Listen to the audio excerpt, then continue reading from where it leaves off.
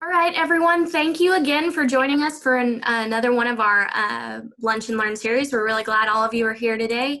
Today we have our special guest, Brittany Straw. She's here with the University of Arkansas's Career Development Center. And today she's going to help us kind of reboot our resumes and get ready for a job career festival that the Alumni Association is helping host that will be virtual online next week. So if you're looking for a job, or if you're wanting to impress a potential employer, if you're wanting to make a lasting impression with an interview, today we're going to learn how to do some of that stuff. If you know someone who's going to be looking for a job or is currently looking for a job and wasn't able to tune in live today, we are recording this session, so it might be helpful once we're done with this to send them this. We will post it on our Arkansas Alumni YouTube page, so if you want to send them this for some tips on how to nail that job interview or find that job that they're truly wanting, then it would be a great idea to send this their way. But like I said, today we have Brittany Straw. She's with the U of A Career Development Center, and she is going to be talking to us about all things career development and how to reboot your resume and get ready for the job career festival that we will be having. So I'm going to turn it over to Brittany, and thank you so much, Brittany, for being here with us today. Of course. Hello, everyone. Feel free to turn your camera on if you'd like. And then we're definitely going to be using some of the chat feature. Mary Kate, thank you for introducing me. I am Brittany Straw, and I'm Assistant Director for Education, and I work out of the University of Arkansas Career Development Center. I oversee our professional development program called Career Track Razorback. And so it's really a pleasure to get to do this presentation today. So we're just going to start by seeing who's all here today. So in the chat box, if you all don't mind, if you can write your major or your industry that you're in, and then your status. Are you a current UA student? Did you recently graduate? Or are you a professional who's looking for a career change, or maybe kind of dislocated because of COVID or something? And then your employment status. Are you unemployed or maybe underemployed because of a recent layoff? And then are you currently employed? And that just kind of help me know who's in the audience and some of the things I might need to hit on so that we're making the best use of our time.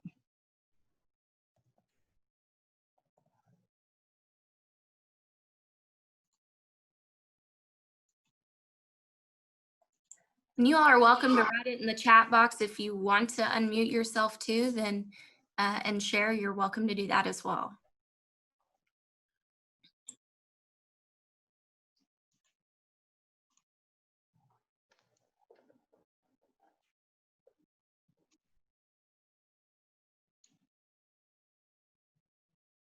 Good.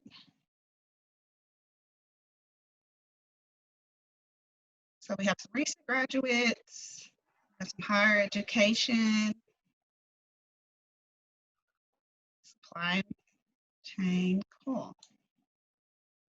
So yeah, and like she said, if you want to go ahead and just turn on your mic and share, more than welcome to do that. Or if you want to just put it in the chat. Looking to move up. Always good to be trying to promote, Lee, so that's great. Alex, this is awesome. You're using it as a professional development chance. So that's awesome. All right, so we'll go ahead and get started. Y'all can keep those coming. That just kind of helps us kind of know exactly how we can help you all. And I'll kind of keep an eye on those. Carol, sorry about being excited about you being relocated to Arkansas. So that's exciting, new opportunity there. And so we'll keep going, keep those coming in. Thank you. All right, so today we're going to start off by talking about the applicant tracking system, or ATS. And the reason we're talking about this is because it's very relevant to your resume reboot. I know right now we're definitely in a digital age, and you don't have the current ability to network in person like we've had in the past. So I want to help you be the best you that you can electronically. And so that's why we're going to really hit on how to strengthen that resume so that it doesn't get lost in the black hole, or so you actually get a callback. And so I'm not sure if you all are familiar with the applicant tracking system or how the process works, but I kind of have a little image here that I got from Good Firm. And it just kind of talks about how the tracking or how the applicant tracking system works. And so what happens is an employer, they create a job or a posting, and then candidates find it and you all apply. Now this could be on Indeed, or it could even be from Handshake. And that's just a portal that we have for current students and for alumni members, and all Fortune 500 companies on there. We'll talk about that a little later. So it could be on any of these platforms. Then what it does is it kind of it creates like a short list. So basically matching your application, your resume to the job posting. After that, it reviews the applications and it ranks them. And then it starts to schedule interviews. And then after that, the candidate is hired. And so that's pretty much how companies, HR companies, use the applicant tracking system to kind of streamline things. And so it saves them a lot of time because it just kind of ranks everything for them, and so that they're only having to look at a smaller number of applications. But we want to make sure that you're rated and ranked highly so you do get that call. All right, so what is the ATS system? It scans your resume, it ranks it and scores it. It's definitely based off of the content, and it's the software. And so we're really going to talk about looking at that job description, and how to definitely highlight your experience, your qualifications, and your skills. I always tell people we want to make sure that we're really looking at the preferred skill set, because that helps us rank higher. So anytime you have those preferred skill sets, we definitely want to add those in there. All right, so how do you know if a company is using an ATS system? So anytime you upload your resume and it's a third party, and so what we mean by that is you'll upload it and it'll pop up in an extra box, and so that's one way of knowing. Or sometimes there's some popular ones that you'll see, something like Workforce or something, and so you'll see that that is in the title. And so we have some popular ones up here as well for you to review. So you'll see that a name is on the end of that URL link. But how to prepare? We want to make sure that we are tailoring our resume and that we're using the same language as the job description, that we're using the same keywords and phrases from the job description. And so this tells us automatically that we're going to have more than one resume. And so this is where I like to talk about having a master resume that has all of your information on it and having that updated and reviewed. And that is something that the Career Development Center can definitely help you with. We are still open virtually. Teams meetings are the best way to really get a great resume review from us. And so just having that master resume, having everything on it, and then when you're applying for a job, creating a separate document and building a resume that is really targeted towards that position. So this document will probably be about 1 page in length, and you're only pulling out the things that really relate to that job posting or job description. Please, if you have any questions, please enter those in the chat. And Mary Kate, feel free to kind of interrupt me, or if they raise their hand, feel free to kind of interrupt me so I can answer questions. I definitely want to answer all questions, and we'll definitely have time at the end of the presentation for questions as well. So resume format, let's look at that. The most popular format and the ones that recruiters are actually like the most is the reverse chronological resume. And the reason is because they can see really quickly kind of what you're doing right now and how you have promoted or progressed in your career. And so this is just a reverse order of your experience. Also, we do the same thing with education or training. We do the same thing with educations or trainings. It's still that reverse chronological order. And so that always puts the most recent or the most current information at the top of each section. Remember I said we talked about the master resume and then creating a resume for each job. So every resume that we create for a job will be different because we'll be catering it different. We might change some of the verbiage. It may say it may say customer service in one resume, and then the other one it might say customer teammate or something, because a lot of times different companies use a different language, and so you want to make sure that you're matching the language that they have. We never want to put anything that's irrelevant or unnecessary to make it longer. I know sometimes we get to like a half a page and we're like, well, what should I do to fill up the rest of the page? We don't want to just fill it up. We want to make sure that everything on there is really important and necessary information. Think of it like real estate. Anything at the top of the page is great real estate. And so we want to put our best things at the top of the page because sometimes they don't read all the way to the bottom. So we want to just think of it as prime real estate at the top of that page of the document. So the format, very, very easy. Keep your format simple. I like to tell people be mindful of who's reading the documents because you don't want the font, you never want the font any smaller than 10 point. It's definitely hard to read. And so we want to keep it at least 10 point or higher. I have some common resume fonts here that you can use: Havelica, Georgia, Cambry, Franklin, Gothic, Book, and Arial are all very common. And usually the ATS system can pick those up without problems. And so you definitely don't want a range of different fonts on your resume. You want to keep it simple. You can definitely use an accent font. Sometimes people will do this to kind of give it a little bit, just a little bit of a flair for them. And so what your name is in and maybe your section headings can be a little bit different. But that's as fancy as you really want to get to make sure that the applicant tracking system can still read all of your documents. We definitely don't want to put any information on there that is in the header or the footer.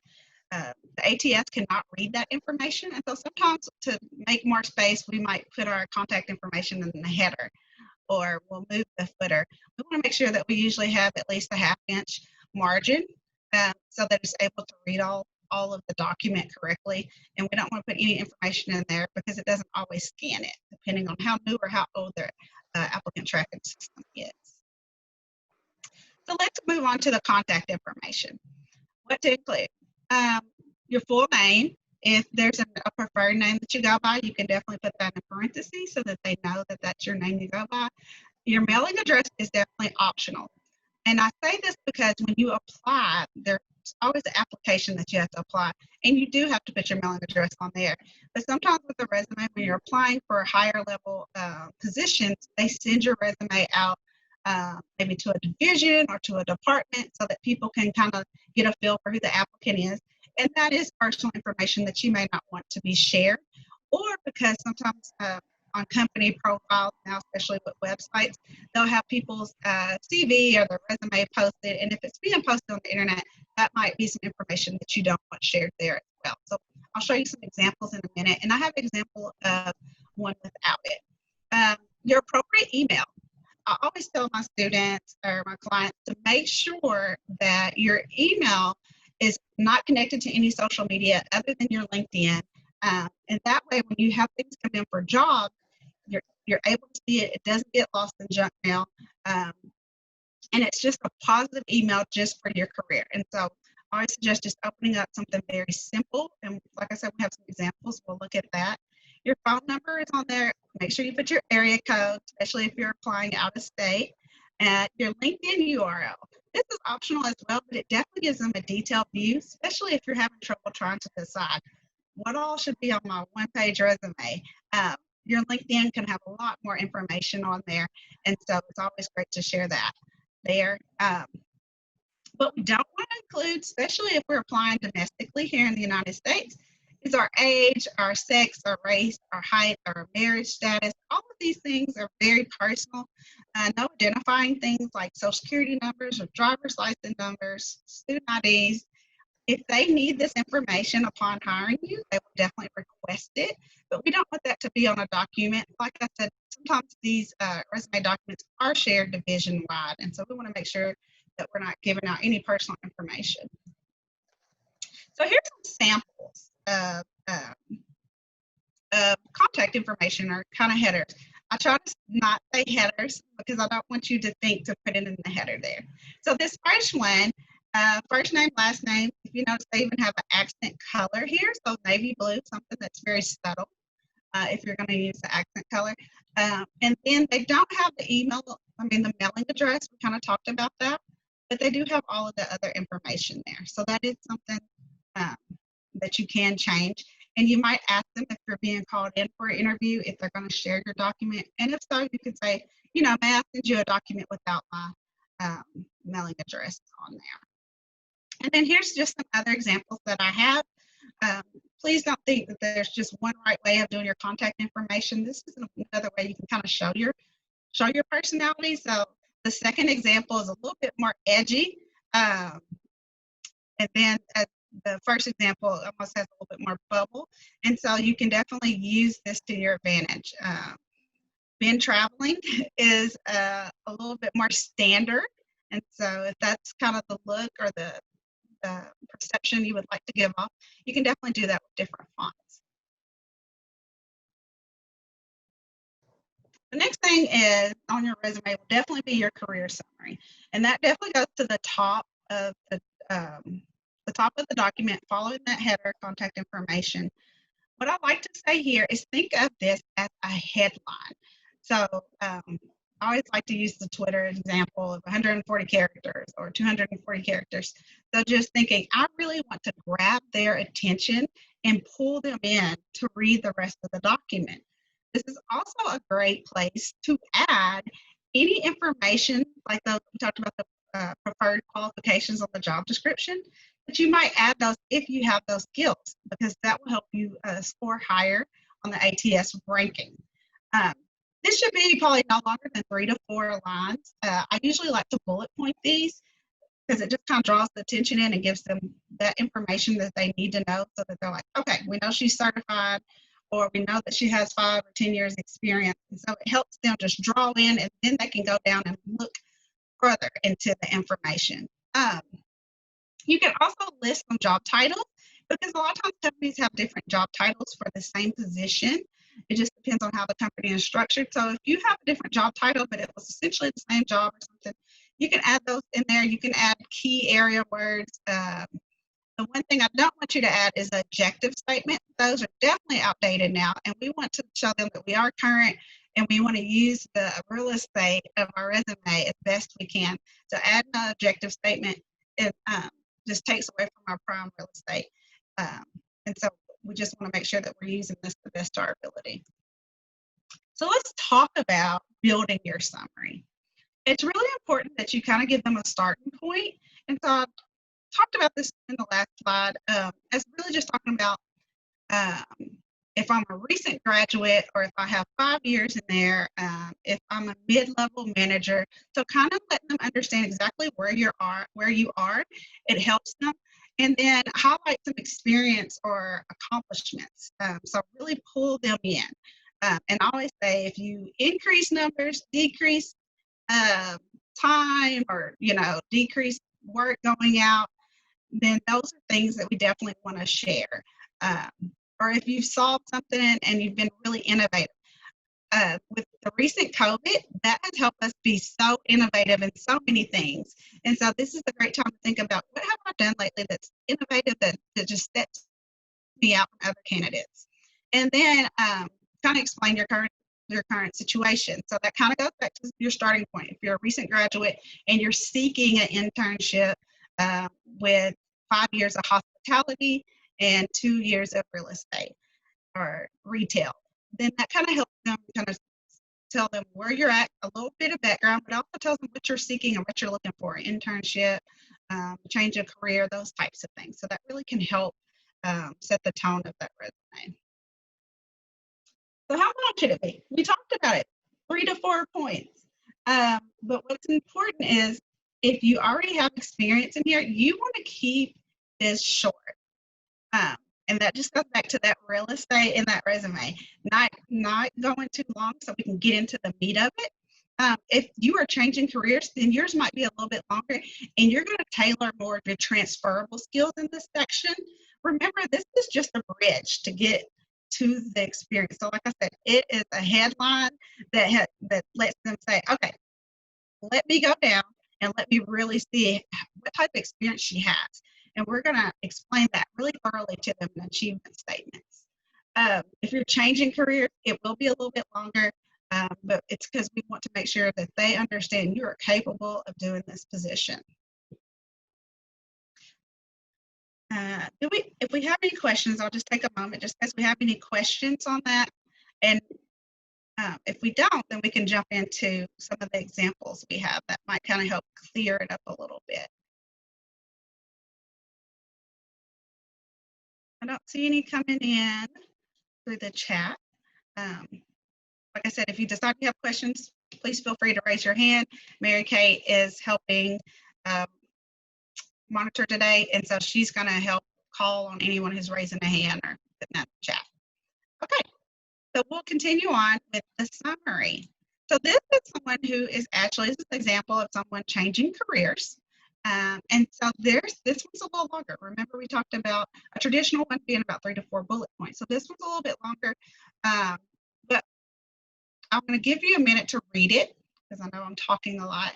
And so you can read this, and then we'll talk about really what's good about it, what stands out.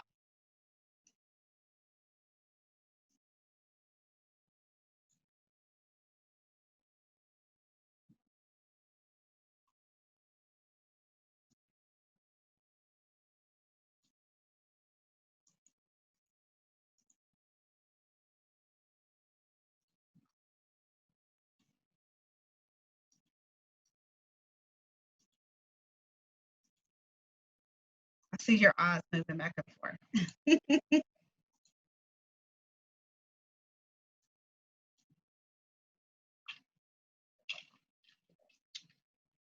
Okay, so let's kind of look at this. First thing he says is he's a chief negotiator, and he's able to look at revenue opportunities. Does that not scream bringing in source of income, return on investment there? And so that's great. We already are thinking, okay, this guy can help us kind of build our revenue. And then he's also talking about jumping time zones, cultural changes. How important is diversity right now? We're in the midst of Black Lives Matter movement. And so somebody who's able to really navigate those cultural challenges and to work with different cultures to really be available during time zones that's open to the competitors is really important. That's another thing, if you know a second language or a third language, to really add that in there, especially if that's that company's headquarters, if that's where their headquarters is, or if that's where most of their business is done, or if that's where their manufacturing plants are, that can really help them. Being a self-taught techie, how many of us have recently self-taught ourselves how to use Zoom or Teams or how to upload a background or make an avatar? So we are all learning things right now. And so that's always great when you can self-teach yourself. They feel like you are definitely a self-starter. And then he does have some more of his information here, his ability to work with multiple generations and have results. What we're not seeing is just a list of soft skills like, oh, team player, great personal skills. He actually has some tangible things here for us, and so that's great. Like I said, it is a little bit longer. He's able to give us a good scope of what his responsibilities have been in the past, and it's just not a list of soft skills. We definitely have the hard skills in there as well, so that's good. Brittany, we have a question real quick. Lacey asks, when listing previous experience, is it okay to omit jobs that aren't relevant to the position you're applying for? And if so, how should we address gaps in employment? Yes, okay, that is a great question. I will say, you do not have to list every job on your resume. And I always say to make that section header relevant work experience, or if there's an actual field that you're in, so say it's nursing, then you can put nursing experience or healthcare experience as the header, and so they know that. most of the time when you're submitting a resume, it's in addition to application that you have to complete online for a company anyways. In that application, you do have to expose whatever they're asking. So the last 10 jobs or your last job, every job that you've had in the last 5 years. And so sometimes that answers those questions about a gap. And so you don't need to take space on your resume for that. However, if this is something that you're handing to someone in person, you might say, I just included relevant experience so that you can really get a good idea of my background in this field. However, I have been employed for the last 10 years. So definitely don't feel like you have to put any type of part-time jobs. I know some people are taking on part-time jobs right now just to supplement their income, but that would be something you have to put on there unless it's showing a skill set that you're learning that you didn't have represented in another job. Please let me know if that answers your question. If not, I'm happy to give you a little bit more detail. Okay, so our next example is the recent graduate. And this is a hospitality example.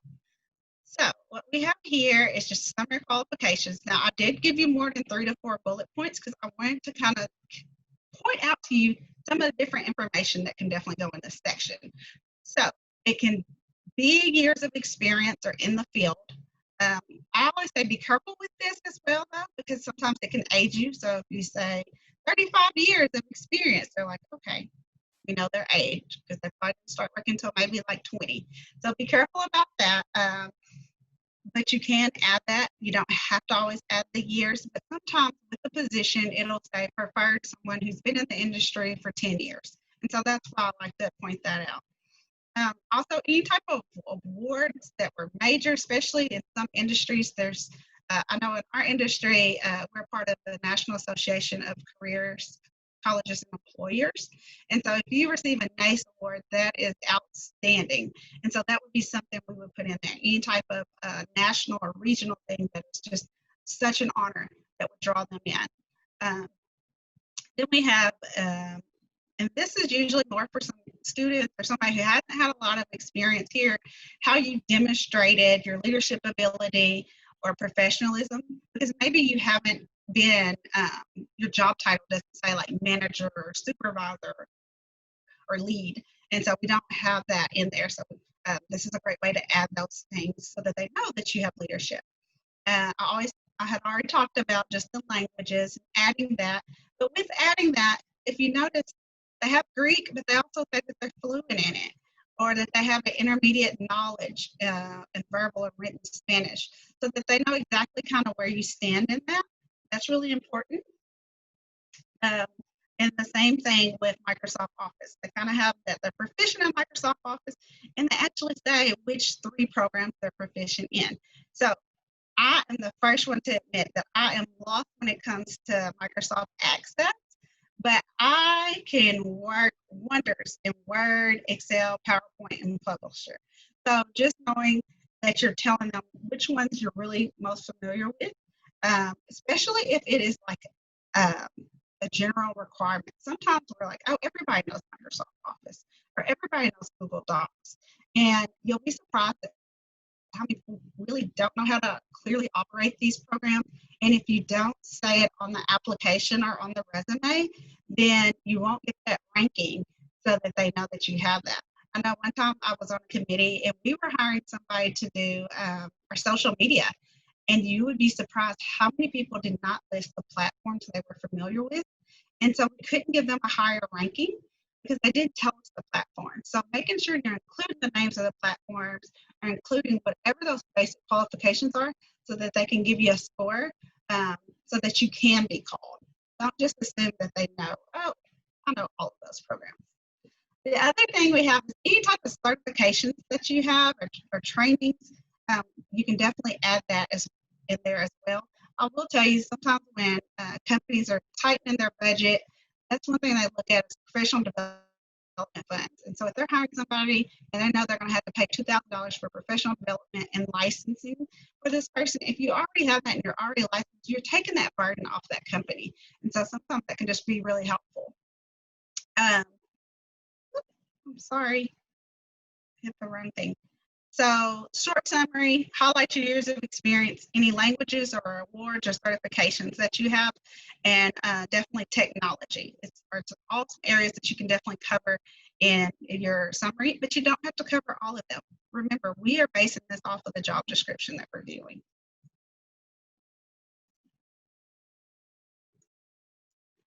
The next section that we would look at would be experience. So with the experience section, this is where we're going to spend the meat of our time, is talking about the experience section.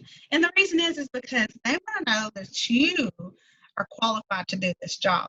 And not all of this information can come from past work experiences. I noticed we have some recent graduates on here, and sometimes when you're a recent graduate, you don't have as much experience in this field as you would like to have, or when we're helping students. I know we have a couple employees in here. When we're helping students, one fear that they have is, I don't really have that much experience in it, but this is what I want to do. And so being able to help them highlight that experience and highlight those transferable skills is really important. So things you want to have is the companies that you work for, the date of employments and positions that you've held. And then, of course, we want to bullet our list of achievements. I just want to say that this format can be used not only in work experience, but campus involvement, community involvement, military experience, internships, or study abroad. You can use the same format. So the company name. So if you're using it for like campus or involvement, it may not be the company name. It might be the organizational name. We have job title. It may not be a job title, but it might be an executive board title. And so just thinking, we can still use the same format to make sure we're highlighting all of our experience the same. It also helps your resume look more consistent and clean when you're using the same format all the way through. The location is definitely optional. Sometimes people will put the location on there, especially when they're in the same company, to show that they've been promoted through the organization and they've worked in different regions of the organization, because sometimes different regions have different objectives, different solutions there.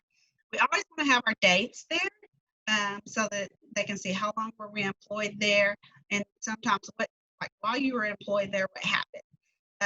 And then I've talked a lot about the achievement statements. You're like, turn these achievement statements. So we want to have those accomplishment achievement statements. What we don't want is to just list the responsibilities. So a lot of people will just go back to the job posting and list all the responsibilities there. Don't want to do that. They can look those up and really see what those responsibilities are. What we want to do is see, what did you do over and beyond just the basic responsibilities. I will say this will make you a much better worker. You'll work harder, but it'll also help you just learn so much more. It'll push you to get out there and try something a little bit out of your comfort zone, which will make you a stronger employee. And any promotions or awards that you receive, we definitely want to have those as well. Okay, we're going to look into some examples. I just want to make sure we don't have any questions right now. Do we have any? Not at the moment, we don't. But feel free, like she said, to type them in the chat throughout the presentation. So on the experience section, we're going to look at how do we build these achievement statements.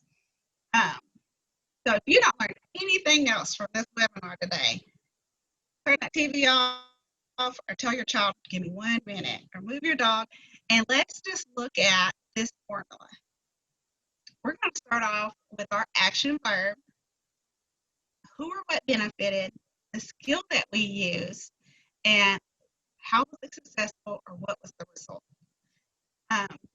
So let's just kind of look at how we did that. I have these color coded, and if colors are hard for you to see, you can also notice that some of them are underlined. The who or what benefit is underlined. The skill that you use is italicized, and the successful is in uppercase. So let's just jump into the first one. Improved 500 donors' experiences by creating a walk-in Excel database that decreased wait time by 30%. So remember I talked about increases or decreases. So that's the first action verb we have there is improved. And then who or what benefited? 500 donors' experiences. So anytime you can quantify, we definitely want to do that. By creating an Excel database. So they probably came in and they had to check in through an Excel type database or form. And then that helped decrease the wait time.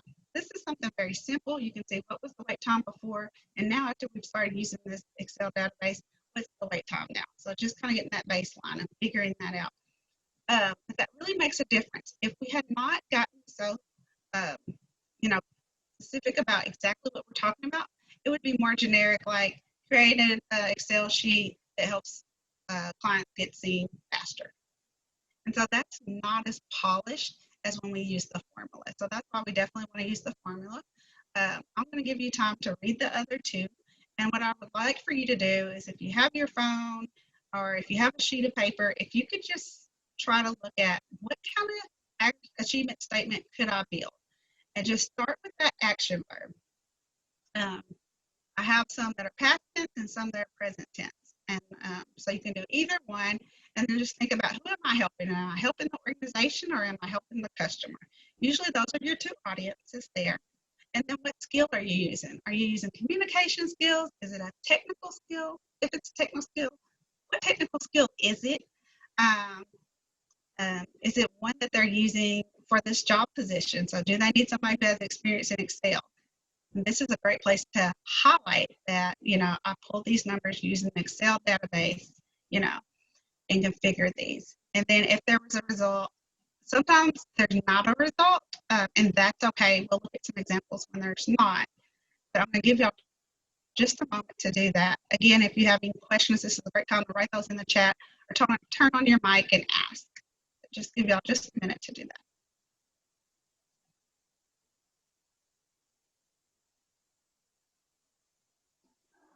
Brittany, I have a question. Some of the skills here are more implied than stated. Would you agree with that? I mean, is Yes. that what we're looking for? Okay. Yes.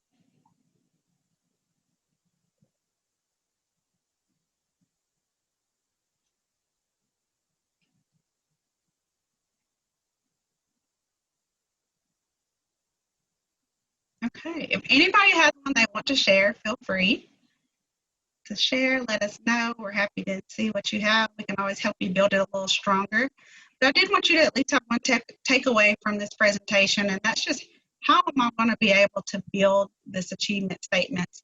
How can I strengthen that document to match those job postings? Okay, let's take another look at this. So we have a hospitality sample here. Sorry, I'm a little heavy on Bunkers College, but I figured that would probably be the majority of our audience right now. And so we're just looking at, these are some samples that we have on our resume. I'm happy to provide this slide deck afterwards if we need to. There's some hyperlinks at the sources at the bottom of the slides, so you can take it right to you there. So like she said, some things are implied. Like this first bullet point, completed up to 25 hours a week, maintain a full academic course load. So it's implied that I was able to have great time management. It also implies that I'm able to multitask. And so those are some great things there, but it definitely kind of tells you those things there. And then if you look at the next bullet statement, manage customer service. And so the customer service is a skill, but also managing is a skill. So sometimes there's more than one skill. So I just wanted to kind of show you how that would look in real life.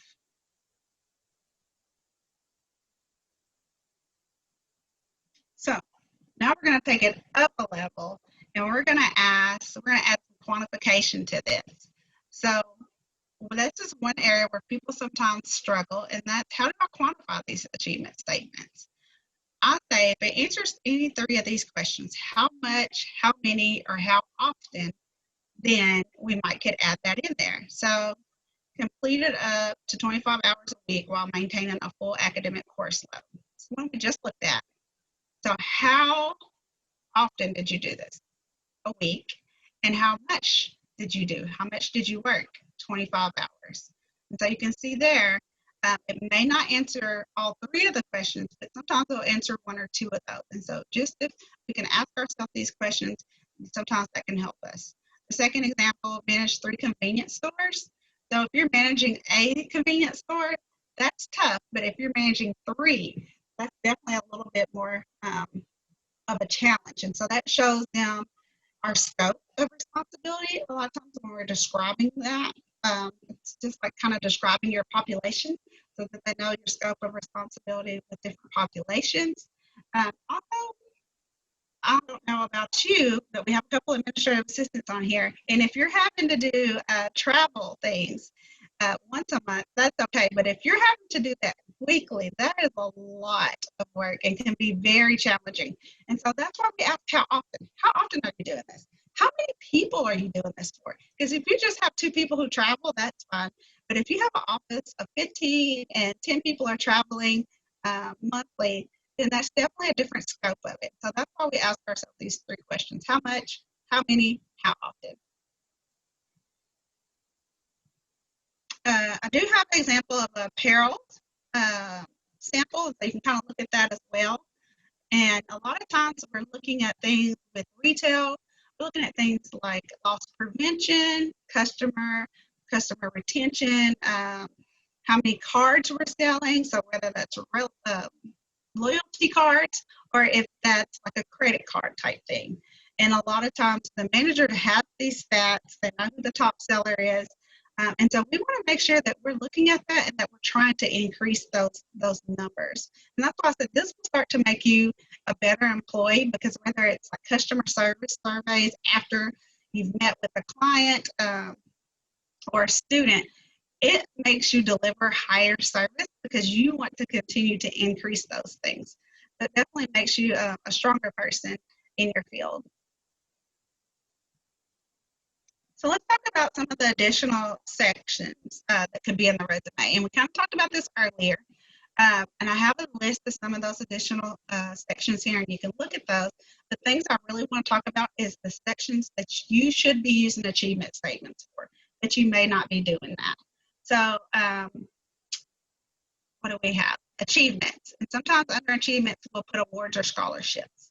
And that is fine to do so. But go ahead and add why or how you earned this scholarship or this award. What was it based off of?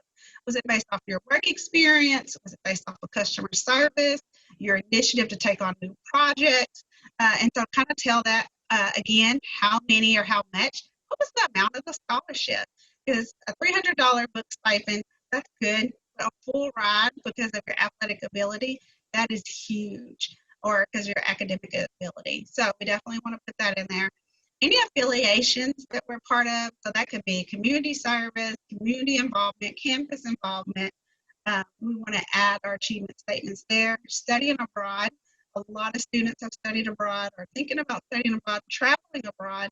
If you're doing service projects, we want to talk about what was the service project, what was the result, who did you help? This is a great way to add diversity to your application as well. So if you're helping underprivileged population or non-English speaking population, a disabled population. So just being able to talk about geriatric, what that population, who that population is, and what their needs are, and how that has broadened your experience. If we have, I definitely like to highlight work-related projects. How many of you have been on a committee, ad hoc committee, or served in an executive role for one of your associations, state, regional, national association? It's a lot of work. There's not extra pay, but a lot of times you learn things or you get experience with things you haven't had before. So maybe in your job here at the university or wherever you're at, you don't really have a budget that you control. But in your state or regional organization, you have to oversee the conference budget or the marketing budget. And so that can help you highlight skill sets that you have that can help you in your next position that you're applying for. But maybe you're just not doing them in your current role, but you have done them.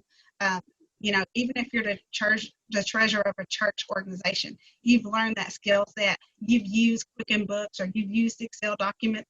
And so you want to be able to tell them that, and you can do that for those achievement statements.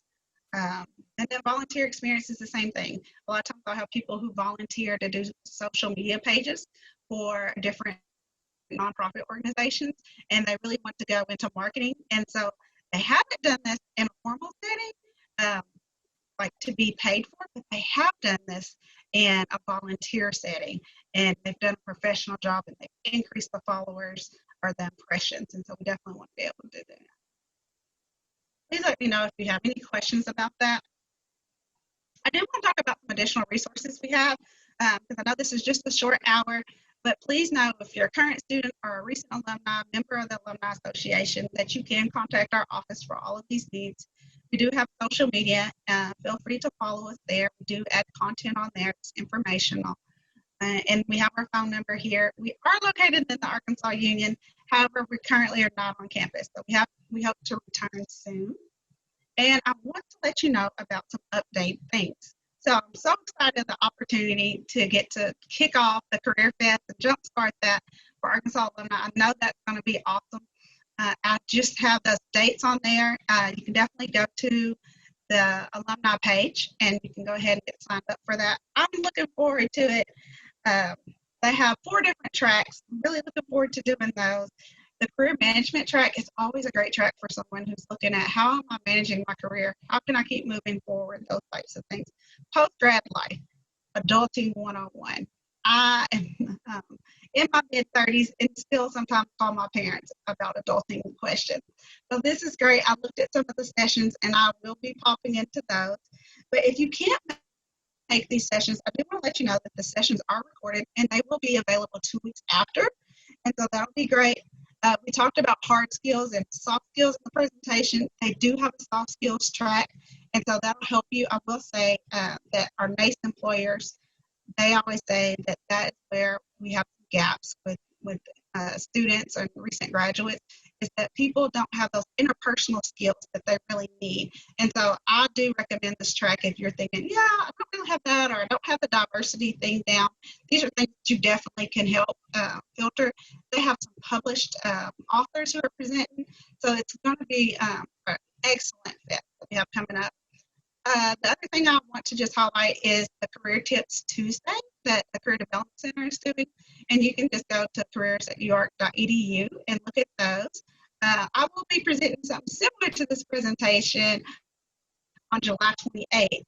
But we also have things like creating an impactful cover letter or virtual interviewing, and then how to market yourself. And so there's some great tips to get you jump started. All of these things are free, and we hope to see you there. We're really excited that you're passionate about improving your professional development.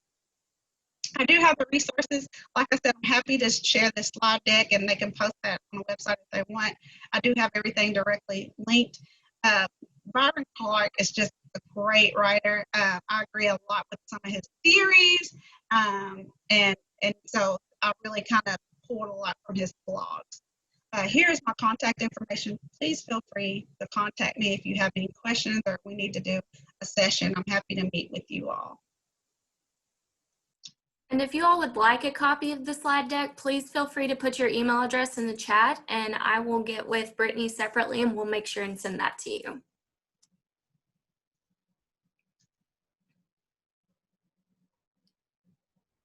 If we have any questions, I'm definitely here to help answer those. You're welcome. Y'all are such a quiet group today.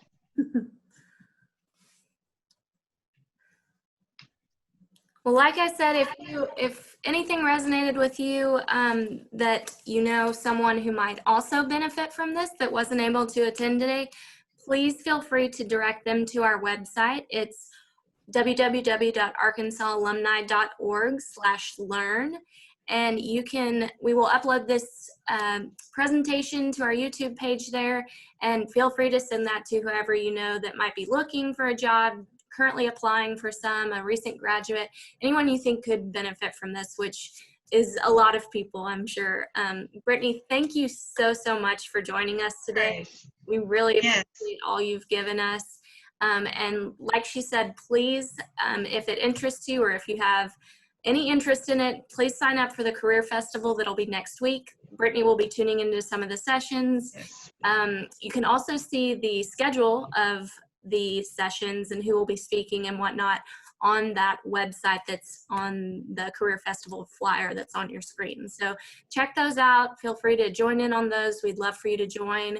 They got some really good speakers, some great presentations that we're looking for, and definitely what Brittany has talked with us about today will help with that as well. So thank you again, Brittany. We really appreciate you joining us today.